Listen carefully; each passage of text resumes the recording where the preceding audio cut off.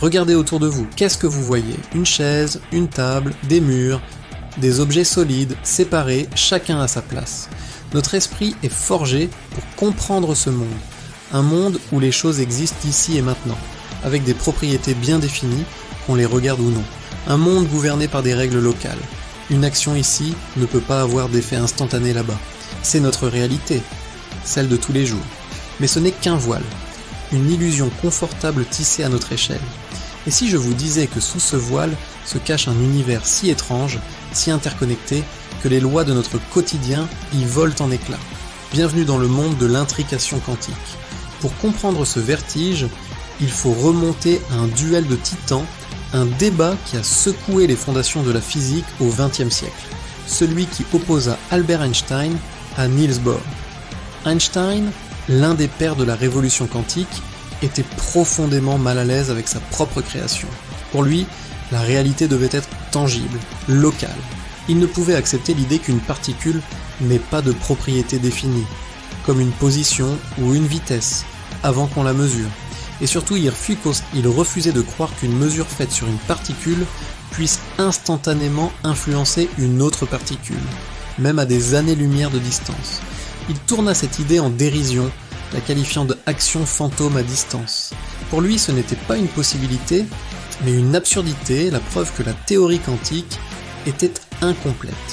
Il devait manquer quelque chose, des variables cachées qui expliqueraient ce lien apparent sans briser les lois de la localité. Pendant des décennies, ce débat resta philosophique, une querelle de géants sans arbitre, jusqu'à l'arrivée d'un homme qui allait transformer ce dialogue de sourds en une question testable. Son nom, John Bell. En 1964, ce physicien a imaginé un test mathématique d'une élégance redoutable, aujourd'hui connu comme le théorème de Bell. Imaginez-le comme l'établissement des règles d'un jeu cosmique.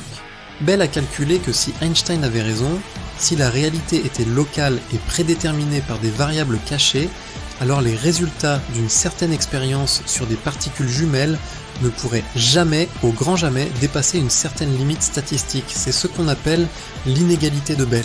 En revanche, si la mécanique quantique et son action fantôme disaient vrai, cette limite serait allègrement violée. La question n'était plus philosophique, elle était expérimentale. Il suffisait de jouer le jeu et de compter les points. Et c'est précisément ce qu'ont fait Alain Aspect, John Clauser et Anton Zeilinger, les lauréats du prix Nobel de physique 2022. Leurs expériences, menées avec une précision toujours plus grande, sont d'une beauté conceptuelle vertigineuse. Imaginez, on crée des paires de particules de lumière, des photons, qui sont intrinsèquement liés, comme des jumeaux cosmiques. On les projette ensuite dans des directions opposées à la vitesse de la lumière.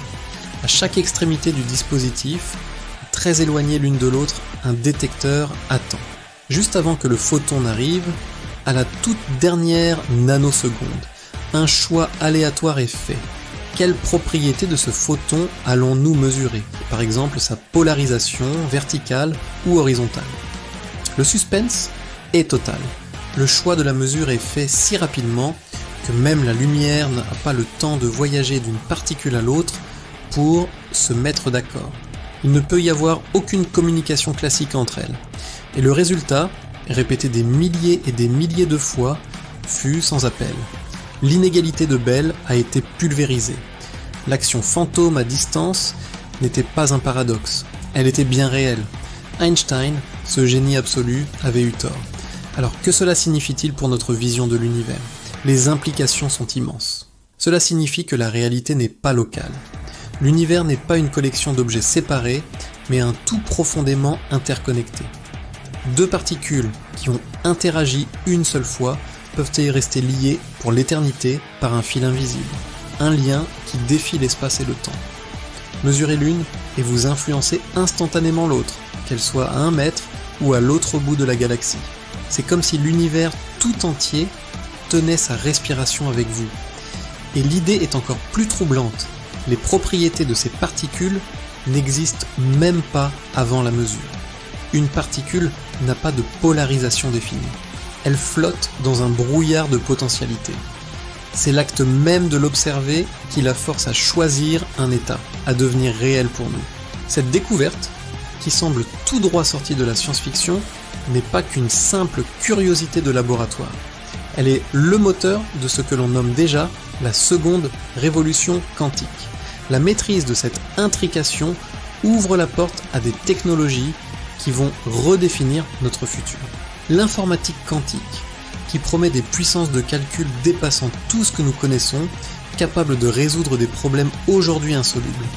La cryptographie quantique, qui permettra des communications dont la sécurité sera garantie par les lois fondamentales de la physique, les rendant absolument inviolables.